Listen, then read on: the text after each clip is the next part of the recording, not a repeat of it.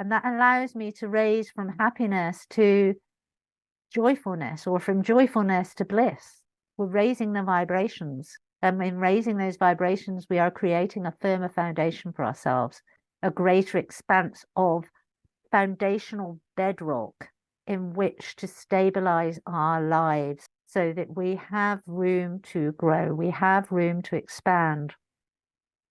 And this is very evident when we use the Omega consciousness scale.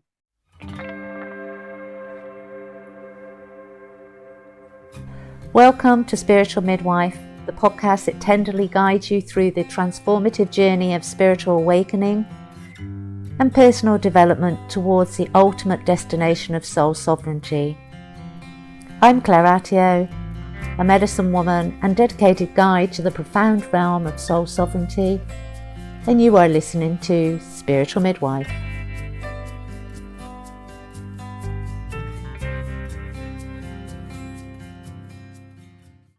Hello, beautiful souls. Welcome to another episode of Spiritual Midwife. Last week, we really dug into reframing so that we can bring unconditional love into our lives, reframing those habits, those programs that stop us from being who we know we are on the inside. And this week, I want to look at happiness, where our happiness levels are. How do we measure our happiness?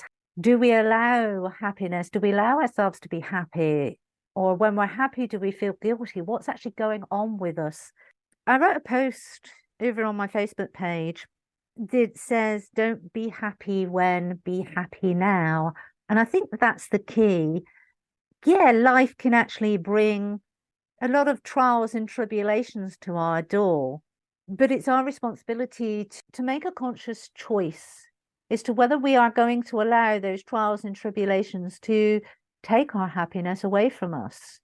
So on a daily basis, do we get up? Do we get out of bed and go, oh, another day, I've got to go to work? Or are we getting up and going, oh, another day, I wonder what it holds for me?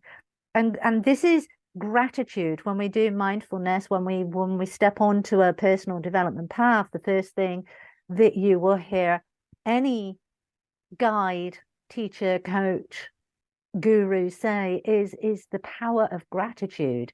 Is actually, it's a reminder. Gratitude works as a reminder of the good things in our life, because it's all too easy to focus on the things that aren't functioning for us, the problems, the issues, the bills, the worry, the concern. And society is set up, mainstream. I mean, I don't watch mainstream at all. Mainstream media is set up to bring all those woes. And I've said this before, when I was a little girl, the news, you would have all the news and you would have all the trials and the tribulations and you would hear about all the bad things in the world.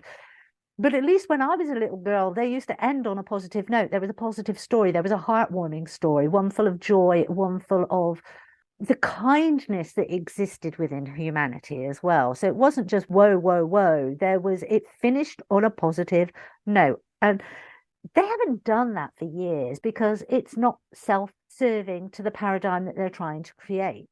They would like us to believe that humanity is going down the pan and everything is terrible, and the best thing you can do is keep your head down and just keep working in the hope that you actually reach retirement before you die and are able to enjoy a little bit of what you've been working for.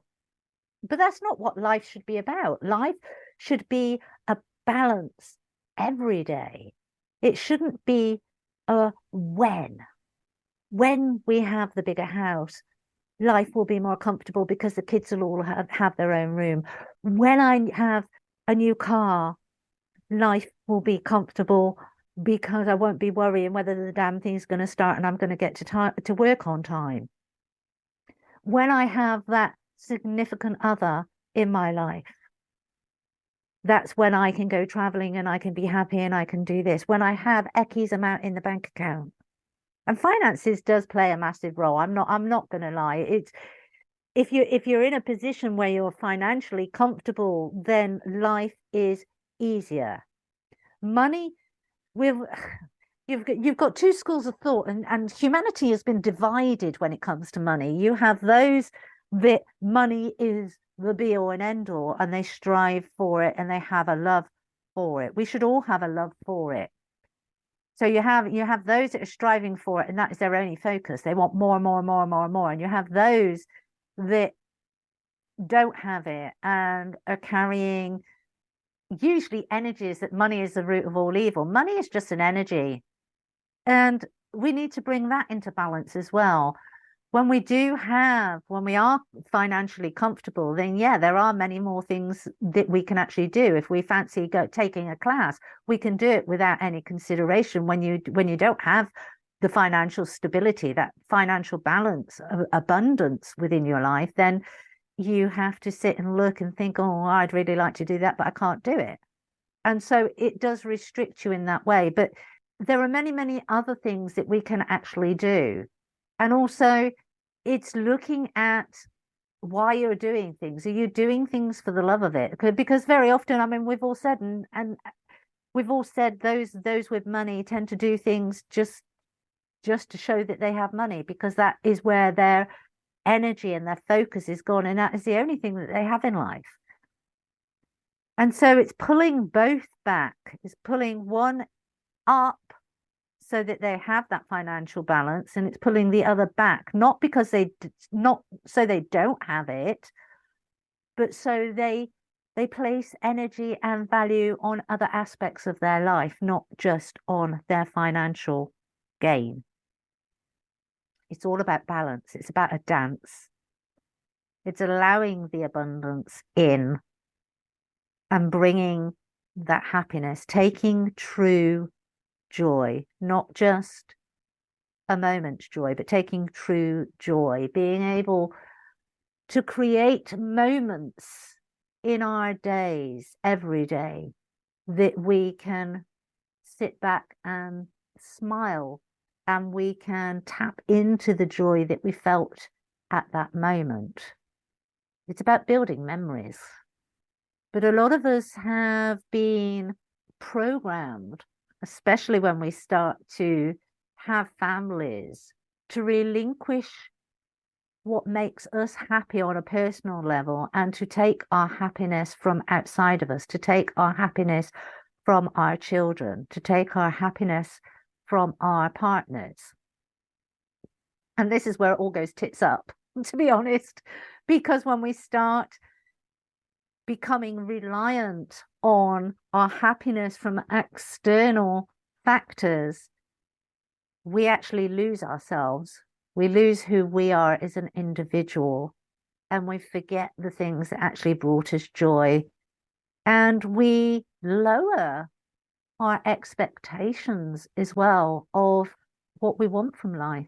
So what I'd like you to do listening to this is I'd like you to, over the next coming days, make a list of your happiest moments, your happiest memories.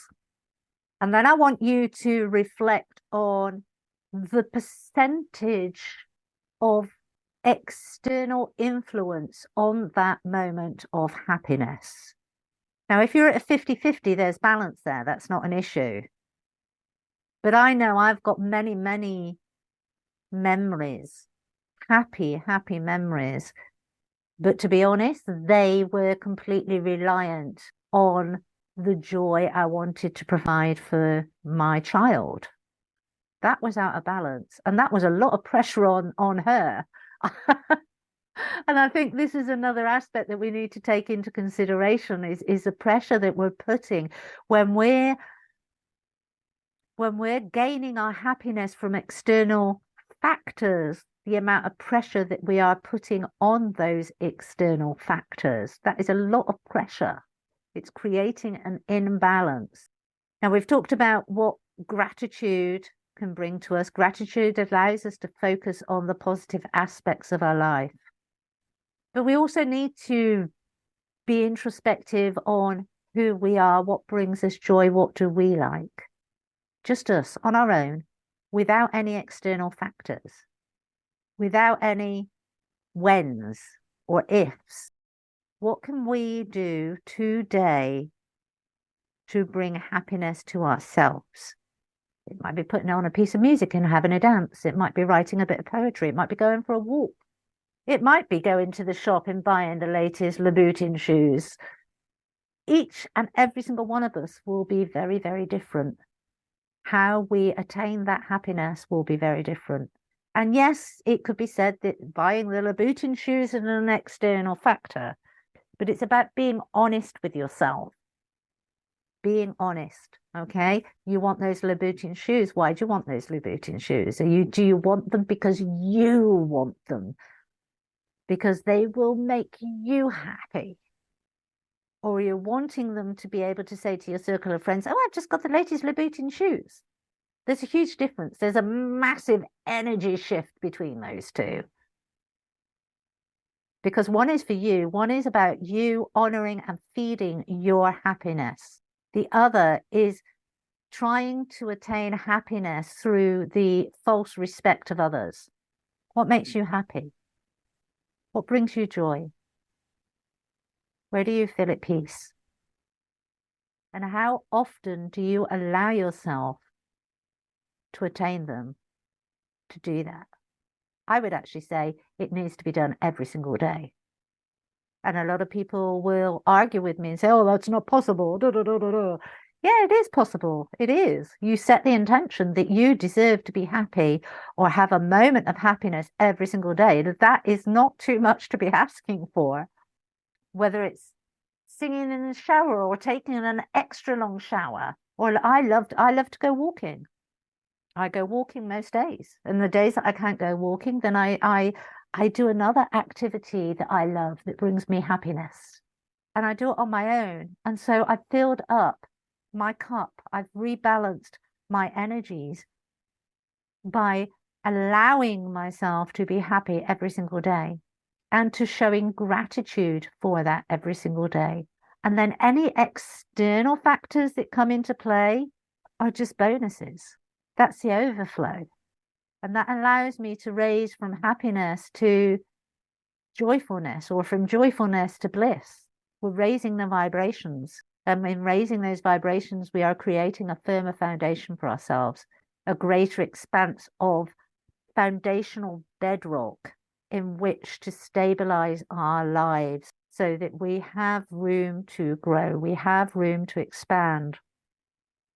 And this is very evident when we use the Omega consciousness scale. And I will put a link in the description of a post that I actually wrote that explains the whole frequency and how life can appear difficult, and how we can actually have life working for us in a much more harmonious way. And that is by raising our vibrations, raising our consciousness. And in that raising, we create a greater expanse of foundational bedrock in which we build our lives. So going back, what do you do to bring happiness to yourself? And how frequently are you doing it? Check in with yourself. What percentage of that happiness comes from external factors? And what percentage comes from you giving yourself the permission? And this ties in with the self-love, you giving yourself the permission to be happy. Sometimes it can be a habit. Sometimes we can get into the habit of it's another day, drudge, drudge, drudge, and we can develop a really negative mindset and really harmful inner speech. It takes us actively listening and being consciously aware of what we're doing to then decide that we're going to stop it. So take some time out this week, observe yourself, observe your patterns, your behaviors, your moods, observe your levels of happiness. Are they where you want them to be? And don't fall into the yeah, but no, but.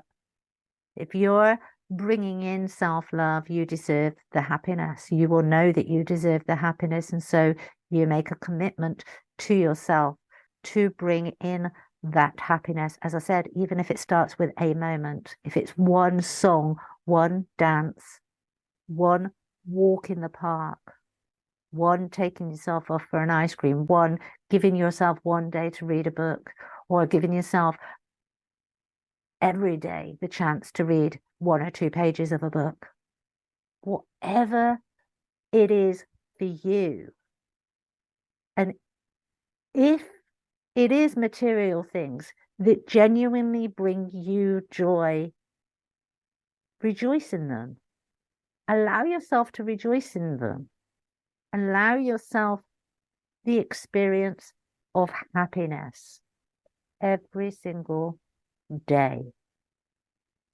And if you commit to that to yourself for a month, even if it's just one moment a day of happiness, being consciously aware of your happiness levels, of being happy, if you commit to doing that for yourself for a month, I can guarantee you your life will exponentially start to turn around in a very positive way. And so that's it from me. Take care. Know that you deserve to be happy. Do what needs to be done to allow yourself to do that. You have been listening to Spiritual Midwife.